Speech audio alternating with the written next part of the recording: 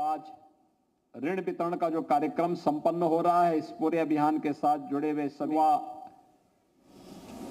साथी और एमएसएमई इकाइयों को आज ऋण वितरण का जो कार्यक्रम संपन्न हो रहा है, इस पूरे अभियान के साथ जुड़े हुए सभी बैंकर्स,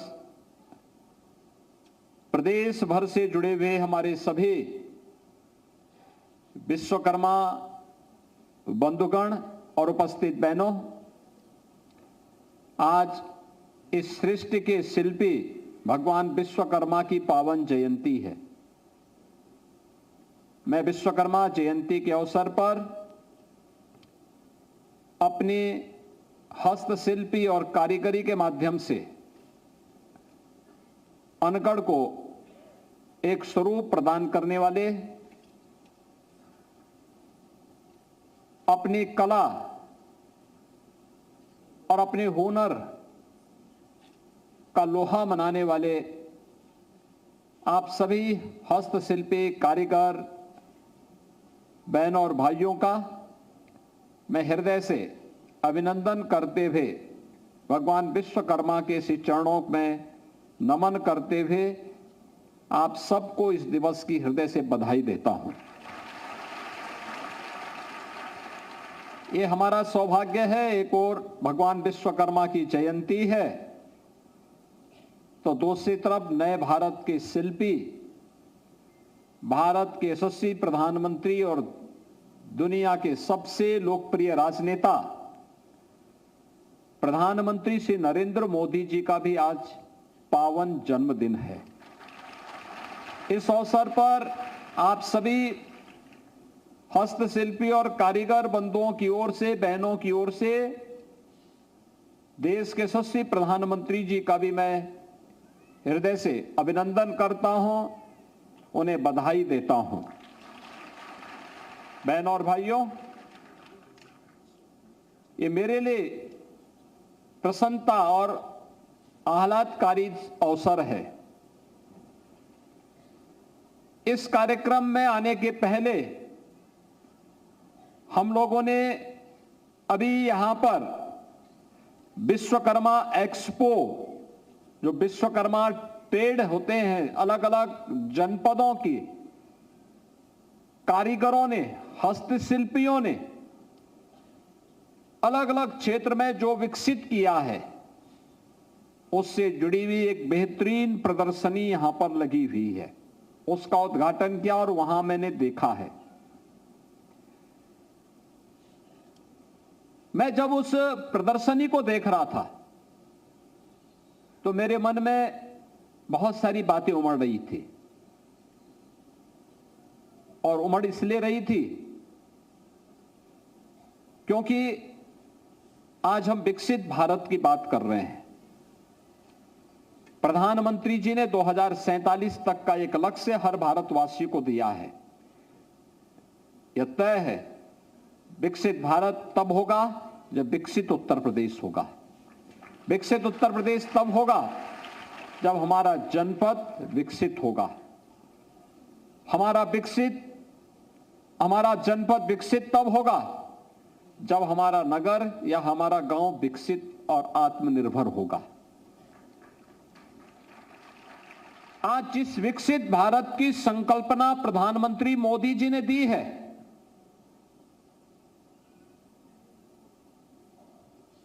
बहुत सारे लोगों को लगता होगा कि क्या यह संभव है, लेकिन मैं कहता हूं हां, यह संभव है।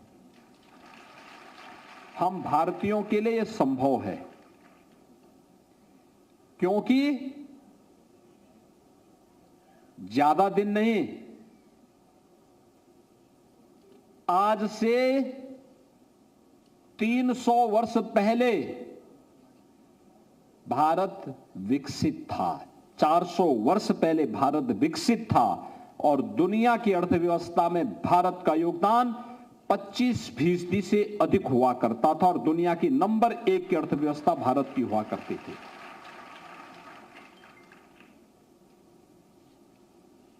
मैं देख रहा था कि भारत का 25% योगदान ग्लोबल इकोनॉमी में था। तो ये योगदान किस रूप में था? तो मुझे बहुत सारे आंकड़े देखने को मिले। एक, जब मैं दुनिया के अंदर देखता हूं, अगर आप क्षेत्रफल की दृष्टि से देखेंगे तो भारत, जिसे आप बृहत्तर भारत भी कहते हैं, जिसमें वर्तमान में पाकिस्तान और बांग्लादेश 1947 में बन गए, दुनिया के अंदर भौगोलिक दृष्टि से भारत 7वें स्थान पर आता है, 7वें स्थान पर। लेकिन अगर भारत को अगर आप देखेंगे कृषि के क्षेत्र में, तो दुनिया के अंदर अकेले भारत है जिसके पास, यानी दुनिया की सबसे बड़ी कृषि योग्य भूमि अगर किसी देश के पास है तो भारत के पास है, और जिसमें से 60% से अधिक भूमि ऐसी है जो सिंचित है, जिसमें सिंचाई की सुविधा है। प्रकृति की असीम कृपा कि हमारे पास दुनिया की सबसे उर्वरा भूमि है। इसका मतलब हमारे अन्नदाता किसानों की मेहनत, उनकी मेहनत। तो एक पक्ष तो यह है कि अन्नदाता किसानों की मेहनत से, उनके श्रम से, हमारे अन्नदाता किसानों ने जो मेहनत की उस श्रम के कारण, एक पक्ष तो यह है कि अन्नदाता किसानों की मेहनत से, उनके श्रम से, हमारे अन्नदाता किसानों ने जो मेहनत की उस श्रम के कारण भारत धान्य से परिपूर्ण था। लेकिन मैं एक और चीज देख रहा था कि केवल यही नहीं था, हमारे पास औद्योगिक व्यवस्था से जुड़े हुए उस प्रकार के साधन भी थे, उद्योग थे, औद्योगिक क्लस्टर थे। जब इस क्षेत्र में मैंने ढूंढने का प्रयास किया कि औद्योगिक क्षेत्र थे कहां पे हैं, ये कहां पे हैं, और तब 2017 में हम लोग इस निष्कर्ष पर पहुंचे थे कि हमारा जो परंपरागत उद्यम है, यही उत्तर प्रदेश की जान थी, यही उत्तर प्रदेश की ताकत थी, और इसीलिए हमने उसको वन डिस्ट्रिक्ट वन प्रोडक्ट के रूप में ब्रांडिंग उसकी की, उसको प्रमोट किया। आप देख सकते हैं आज देश के अंदर सर्वाधिक एमएसएमई यूनिट यूपी के पास हैं। आज 96 लाख एमएसएमई यूनिट, 2 करोड़ लोग सीधे रोजगार के साथ इस व्यवस्था के साथ जुड़े हुए हैं। 2 करोड़ लोग, यानी कृषि के साथ जुड़े हुए हैं 3 करोड़, एमएसएमई के साथ जुड़े हैं 2 करोड़। यह तो एमएसएमई सेक्टर की बात कर रहा हूं मैं, और इसीलिए हम लोगों ने उत्तर प्रदेश की स्थापना दिवस के अवसर पर 24 जनवरी 2018 को वन डिस्ट्रिक्ट वन प्रोडक्ट की स्कीम को हम लोगों ने लॉन्च किया था। और मुझे प्रसन्नता है कि आज यह उत्तर प्रदेश की स्कीम देश के अंदर एक मॉडल बनी है। और प्रधानमंत्री जी जिस बात के लिए कहते हैं वोकल फॉर लोकल, तो प्रधानमंत्री जी के इस विजन को जमीनी धरातल पर उतारता है वन डिस्ट्रिक्ट वन प्रोडक्ट की यह योजना है। इसने उत्तर प्रदेश के हस्तशिल्पी और कारीगरों को सम्मान दिया, उन्हें एक प्लेटफॉर्म दिया, सरकार ने उन्हें डिजाइन दी, टेक्नोलॉजी दी, मार्केट के साथ लिंक किया, एक्सपोर्ट के साथ जोड़ा। आज परिणाम है उत्तर प्रदेश 1,86,000 करोड़ रुपए का एक्सपोर्ट केवल एमएसएमई का उत्तर प्रदेश से करता है। यह एक ताकत बन रही है उत्तर प्रदेश की। इसने उत्तर प्रदेश में परिवर्तन किया है, उत्तर प्रदेश को पहचान दी है, यहां के युवाओं को नौकरी और रोजगार के साथ जोड़ा है। और उसके बाद फिर हम लोगों ने देखा कि राष्ट्रपिता महात्मा गांधी ने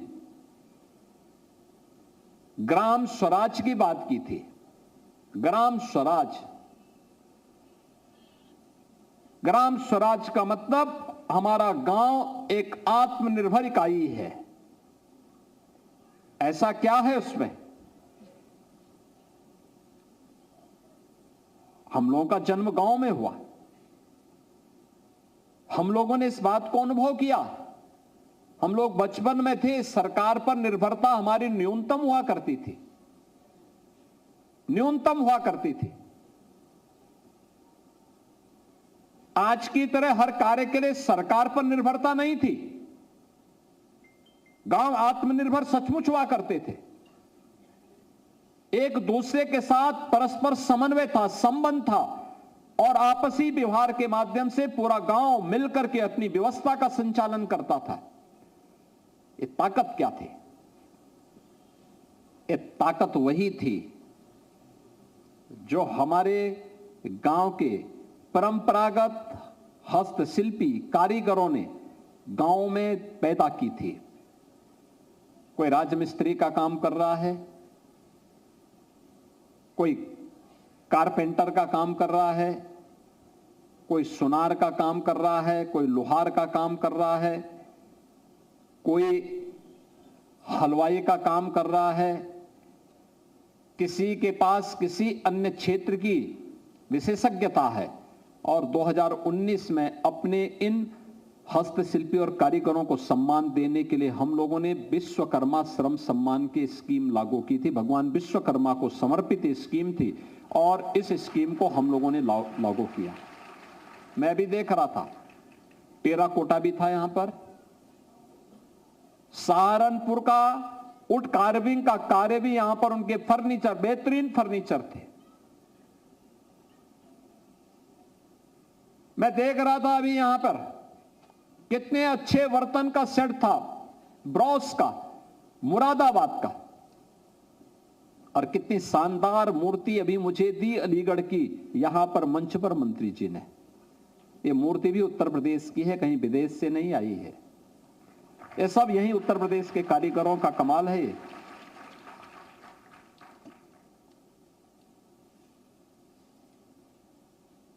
फिरोजाबाद की गणपति की मूर्ति मैंने एक अपने विदेशी अतिथि को दी। वो देखता रहा उस मूर्ति को, कहा ये मूर्ति किस में बनी है? मैंने कहा ग्लास में बनी है। कहा कैसे बनाई है? मैंने कहा ये हमारे कारीगरों का कमाल है। वो देखता रह गया, गणपति की इतनी शानदार मूर्ति। यानी उनके पास सब कुछ है। आज क्रिकेट दुनिया के अंदर खेला जाता होगा, फुटबॉल यूरोप के अंदर खेला जाता होगा, लेकिन उसकी सामग्री तैयार होती है उत्तर प्रदेश के मेरठ में।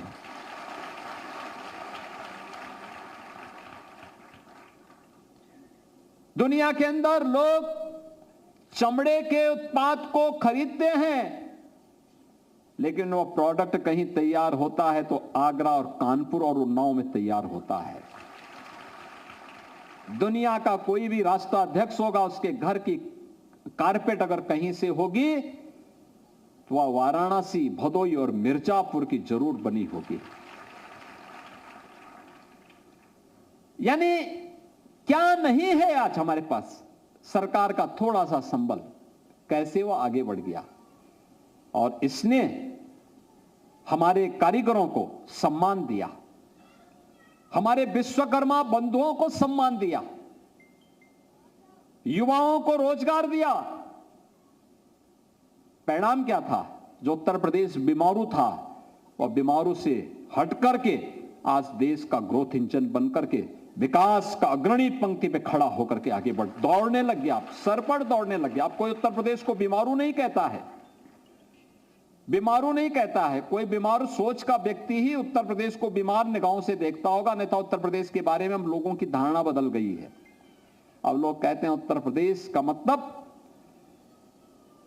देश के हर प्रश्नों का जवाब देने वाला उत्तर, अनलिमिटेड पोटेंशियल का प्रदेश। अब उत्तर प्रदेश अनलिमिटेड पोटेंशियल का प्रदेश हो गया। बैंकर्स यहां पर जो आज लोन दे रहे हैं 1,32,000 करोड़, अनुमान करिए कितना, यानी जितना लोन आज हम यहां वितरित कर रहे हैं, मैं दावे के साथ कह सकता हूं कि देश के कई राज्यों की वर्ष भर की बजट नहीं होगा इतने का, जितना आज हम लोन वितरित कर रहे हैं यहां पे। कई राज्यों का वार्षिक बजट नहीं होगा जितना का आज लोन वितरित हो रहा। 1,32,000 करोड़ रुपए का ऋण वितरण का कार्यक्रम और 12,000 कारीगरों को प्रशिक्षण के बाद टूल किट वितरण का एक कार्यक्रम, टूल किट वितरण का कार्यक्रम। अब तक हम 11 प्रकार के अपने कारीगरों को टूल किट वितरित करते थे और आज 12 अन्य क्षेत्र से जुड़े हुए कारीगरों को हम इसके साथ जोड़ने की घोषणा करने जा रहे हैं। 12 अन्य, यानी अब तक हम बढ़ई को देते थे, सुनार को देते थे, लोहार को देते थे, इसमें आपका हलवाई को देते थे, मोची को देते थे, नावों को देते थे। इस प्रकार की 11 प्रकार के कारीगर और हस्तशिल्पी थे। आज हम 12 अन्य की घोषणा करने जा रहे हैं जिनको हम अब प्रशिक्षण के साथ साथ टूल किट भी देंगे और मैं विभाग से कहूंगा कि उनके लिए पीएम विश्वकर्मा के साथ कोलैबोरेट करते हुए या पीएम विश्वकर्मा की स्कीम को लेते हुए सस्ता लोन उपलब्ध करवाने की व्यवस्था भी करवाइए। सस्ता लोन उनके पास होना चाहिए। याद करना, भारत विपन्न हुआ इसलिए क्योंकि विदेशी ताकतों ने हमारे इन कारीगर और हस्तशिल्पियों के कार्य को छीना था, उनके कार्य की हुनर का अपमान किया था। ये उद्योग धंधे क्लस्टर बंद हुए, उत्तर प्रदेश विपन्न हो गया, भारत विपन्न हो गया, उत्तर प्रदेश बीमारू हो गया। जैसे ही हमारा कारीगर और हमारा अन्नदाता किसान एक बार फिर से खड़ा हुआ और चलने के लिए अंगड़ाई लेना प्रारंभ किया, उत्तर प्रदेश बीमारू राज्य से हट करके अब फिर से भारत का ग्रोथ इंजन बनकर के अपनी ताकत दिखा रहा है। ये हमारी ताकत है। और आज परिणाम क्या है? हम लोग जब 17 में आए थे, उत्तर प्रदेश में जितना पैसा बैंक में जमा होता था उतना पैसा उत्तर प्रदेश के युवाओं को ऋण के रूप में नहीं मिलता था। यानी अगर हमने 100 रुपया जमा किया है तो बामुश्किल 44 रुपया ही लोन के रूप में मिल पाता था, वापस उत्तर प्रदेश में लग पाता था। आज हम इसको बढ़ा करके 62 तक पहुंचा दिए हैं। 62, आप सोचो, सीधे सीधे 18% का अंतर आया है। और हमने तय किया है इस वर्ष के अंत तक इसको 65 से ऊपर ले जाना और अगले वर्ष तक इसको 75 तक पहुंचाना है। 75 तक पहुंचाना है। अगर उत्तर प्रदेश का नागरिक उत्तर प्रदेश में पैसा लगा रहा है, बैंक में डिपॉजिट कर रहा है, तो उसमें से 75 से 80% पैसा उत्तर प्रदेश में वापस विकास के कार्यों में खर्च होना चाहिए। हमारे इन युवाओं को रोजगार के लिए उन्हें यह लोन उपलब्ध होना चाहिए, क्योंकि प्रधानमंत्री जी का विजन है कि भारत का युवा जॉब सीकर नहीं, जॉब क्रिएटर बनेगा और उसको हम उस रूप में नौकरी देने वाला दाता बनेगा, लेने वाला नहीं और देने वाला बनेगा। और उसके लिए बैंकर्स की भूमिका बड़ी महत्वपूर्ण हो जाती है और उसी भूमिका के साथ आज हम जुड़ने जा रहे हैं। आज जिन नए ट्रेड को हम इसके साथ जोड़ने जा रहे हैं उसमें मोबाइल रिपेयर का भी है, ऑटोमोबाइल रिपेयर का भी है, इलेक्ट्रॉनिक गुड्स रिपेयर का भी है, इलेक्ट्रिकल गुड्स रिपेयर का भी है, प्लम्बर का भी है। ये प्लम्बर हर घर नल की योजना के साथ साथ पीएनजी जो पाइपलाइन से गैस पहुंचाई जा रही है उसमें भी इनकी भूमिका होगी। उनके लिए भी टूल किट उपलब्ध करवाने में, कंप्यूटर रिपेयर का भी है, सोलर जो पैनल स्थापित किए जाते हैं उनकी रिपेयर के साथ भी जोड़ने का है, डिजिटल फोटोग्राफी का भी है, ब्यूटी एंड वेलनेस का भी है और ऐसे ही अन्य कार्यों के साथ हम इस प्रकार के 12 नए आइटम को इसके साथ जोड़ने जा रहे हैं, जिसके माध्यम से हम अधिक से अधिक युवाओं को, युवतियों को इसके साथ जोड़ सकें, उन्हें आत्मनिर्भरता के लक्ष्य की ओर अग्रसर कर सकें, क्योंकि यही हमारी ताकत होगी, यही हमारी ताकत होगी। एक तरफ कृषि में लागत कम करना, उत्पादन बढ़ाना, उन्हें तकनीक के साथ जोड़ना, और दूसरी तरफ अपने हस्तशिल्पी और कारीगरों के माध्यम से परंपरागत उद्यम को प्रोत्साहित करना, उनको नई डिजाइन के साथ जोड़ना, उन्हें टेक्नोलॉजी के साथ जोड़ना, उनकी ब्रांडिंग करना, उनकी मार्केट के साथ उन्हें लिंक करना, उन्हें एक्सपोर्ट के साथ जोड़ना। ये सभी एक साथ होंगे, परिणाम सामने आएंगे। सरकार आपके साथ खड़ी है। मुझे प्रसन्नता है कि आज इन सब कार्यक्रमों के साथ ही हम लोगों ने 111 विभाग के नवचयनित कनिष्ठ सहायकों को भी नियुक्ति पत्र प्रदान कर रहे हैं। आपने देखा होगा, जो युवा यहां मंच पे आया था कनिष्ठ सहायक के रूप में अपना नियुक्ति पत्र प्राप्त करने के लिए, आप सोचो ना, पहले नौकरी नहीं मिलती थी, आज हम सरकारी नौकरी भी दे रहे हैं, रोजगार भी दे रहे हैं और स्वतः रोजगार के साथ भी जोड़ रहे हैं, एक साथ जोड़ रहे हैं। तो उत्तर प्रदेश को आगे बढ़ने से कौन ताकत रोक पाएगी? कोई नहीं रोक पाएगी। उत्तर प्रदेश आगे बढ़ेगा। प्रधानमंत्री जी के विजन के अनुरूप 2047 में विकसित भारत के लक्ष्य को प्राप्त करने के लिए विकसित उत्तर प्रदेश भी बनकर के रहेगा, इसमें अब कोई संदेह नहीं होना चाहिए। आज के इस अवसर पर मैं इन सभी 111 कनिष्ठ सहायकों को नियुक्ति पत्र प्राप्त होने पर हृदय से बधाई देता हूं। उनके अभिभावकों को भी हृदय से बधाई और मंगलमय शुभकामनाएं देता हूं। जिन बैंकर्स ने यहां पर 1,32,000 करोड़ रुपए के ऋण वितरण के इस कार्यक्रम के साथ जुड़े हैं, उन सबको भी धन्यवाद देता हूं। जिन कारीगरों ने ऋण लिया है, मैं उन सब का भी आह्वान करूंगा कि उन्होंने ऋण लिया है, इस ऋण का बेहतर उपयोग करिए, मार्केट के साथ अपने आप को लिंक कर दीजिए, बिना समय गंवाए। एक एक क्षण आपका महत्वपूर्ण होगा।